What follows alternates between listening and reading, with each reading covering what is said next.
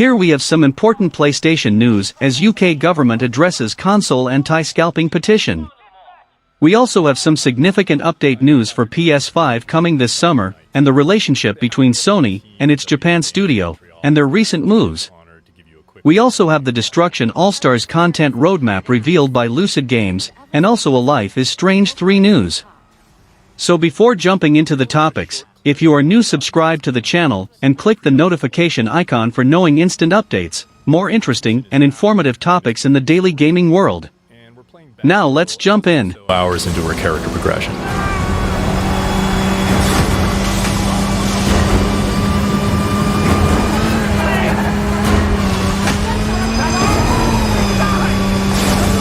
All units at Elliott Center. Air support inbound.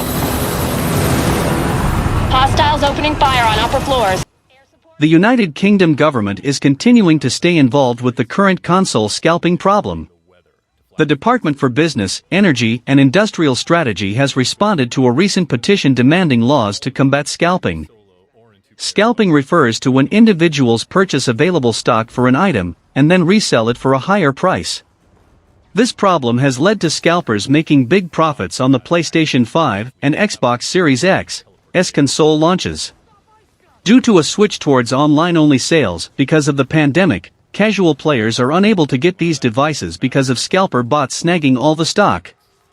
A petition by a guy named Richard Glover requests that the UK government come up with a way to deal with this problem.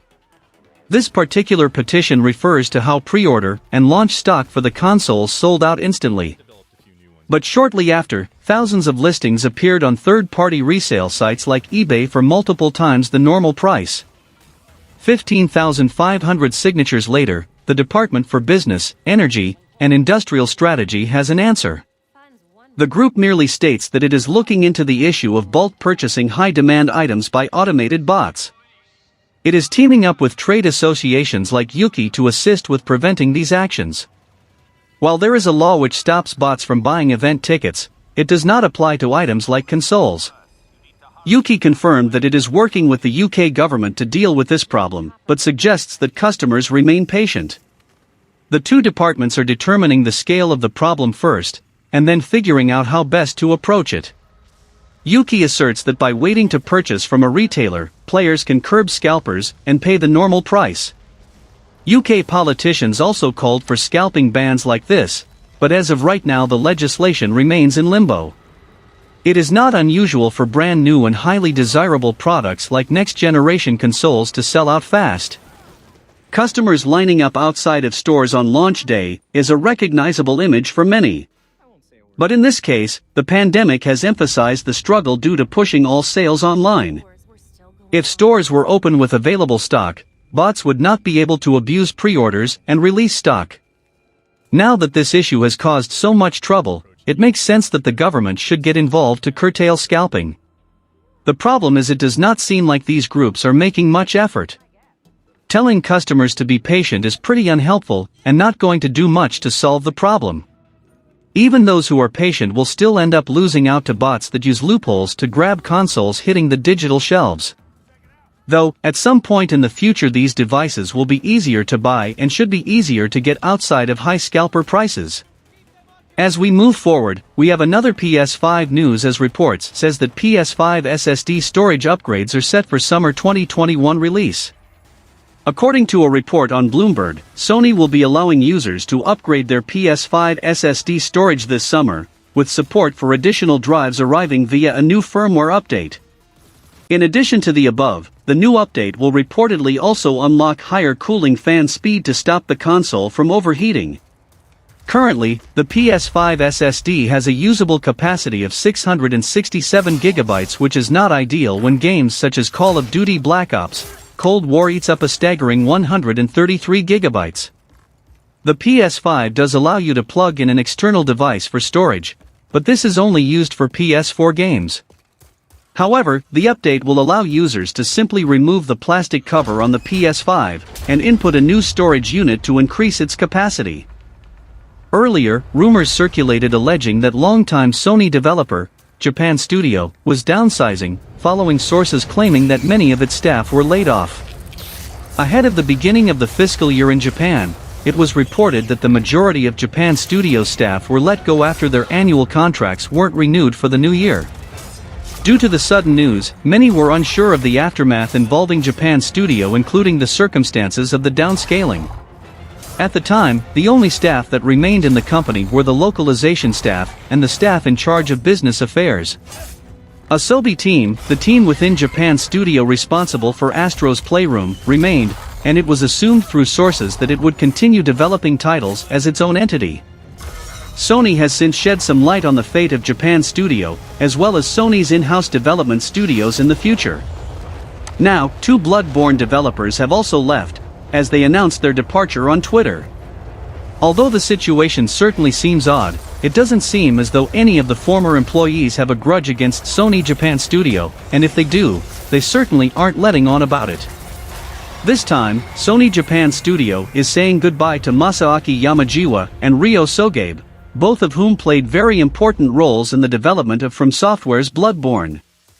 Both of these developers announced their departure on February 24 via Twitter, prompting a mixed bag of responses from fans. Many simply congratulate Yamajiwa and Sogabe for a job well done while working with the studio, and others show concern about what this could mean for the highly requested sequel to Bloodborne. For those that aren't familiar with the name, Yamajiwa was the producer of Bloodborne, so he was vital to making the game what it is today. With him gone now, it's difficult to say whether or not Sony Japan Studio and From Software will take another stab at the Bloodborne universe. It's possible that someone else could take his place, but this brings up concerns about how faithful a sequel would be to the original. In his tweet, Yamajiwa reaffirms that he is going to continue to work hard on creating games, indicating that he isn't retiring just yet. Sogabe also is well known for his work on Bloodborne and other titles, serving as the video/cinematics director for the game during his time at Sony Japan Studio. His tweet also details that he will be leaving at the end of February, but he goes on to speak fondly of PlayStation. Like Yamajiwa, Sogabe says that he looks forward to the challenges he will face in the new company, but doesn't go into detail about what that company is. Despite this, fans have their theories about where Yamajiwa and Sogabe are both headed. Many former employees of Sony Japan Studio embarked to create a new game studio called Bokeh, founded by Keiichiro Toyama, best known for his work on Silent Hill and Gravity Rush. Although it isn't confirmed that Yamajiwa and Sogabe are going to work with Bokeh just yet, many fans think it is a possibility. More likely than not, the two will reveal where their future is taking them after their time with Sony Japan Studio is up.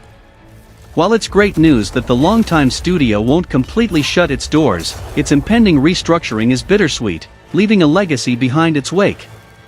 Perhaps the most interesting takeaway from this statement is the future of Japan Studio's existing IPs. It seems that moving forward, the IPs tied to Japan Studio will fall under the responsibility of PlayStation Studios. PlayStation Studios was created by Sony as the official branding for all in-house developers working within Sony, including Sucker Punch, Naughty Dog, Insomniac Games, and several others. The possibility of seeing cult classic IPs that Japan Studio was responsible for making a comeback, such as Ape Escape and Gravity Rush, isn't off the table completely. They would be handled by the developers within PlayStation Studios, and not necessarily the original developers.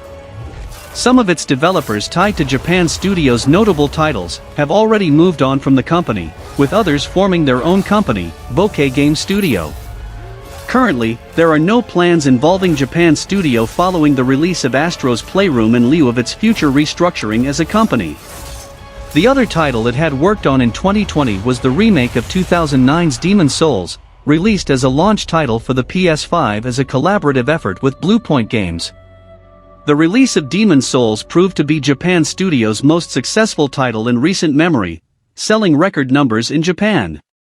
We also discussed about the studio in a recent video about one of the creative directors teasing a Metal Gear Solid remake. After all, for PlayStation, the future for its studios and the gamers should be into the awakening. Up next we have the Destruction All-Stars news as Lucid Games community manager, George Rule, details future content for Destruction All-Stars and what fans can expect from the PS5 exclusive. Although Destruction All-Stars features some frenetic car-smashing action, the game itself has struggled to make much of an impact with gamers. Despite its status as a free download for players with a PS Plus subscription, Destruction All-Stars was met with lukewarm reception for various issues, like its monetization system and voice chat problems. But the game hasn't even been out for a full month yet, and developer Lucid Games has plans for new content to keep fans playing. Lucid Games has been actively fixing issues with Destruction All-Stars as players discover them.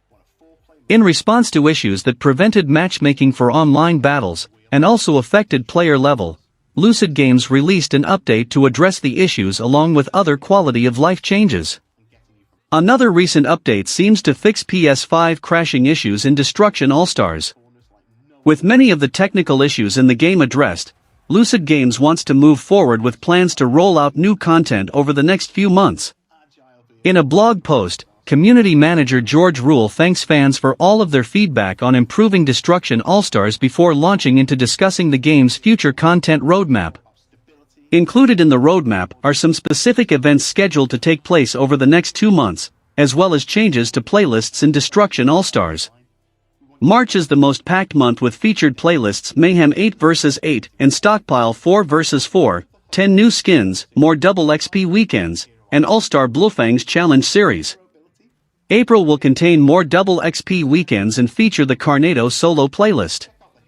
Rule also takes the time in his post to outline the Challenge series in Destruction All-Stars and explains what exclusive goods players can get by playing in them.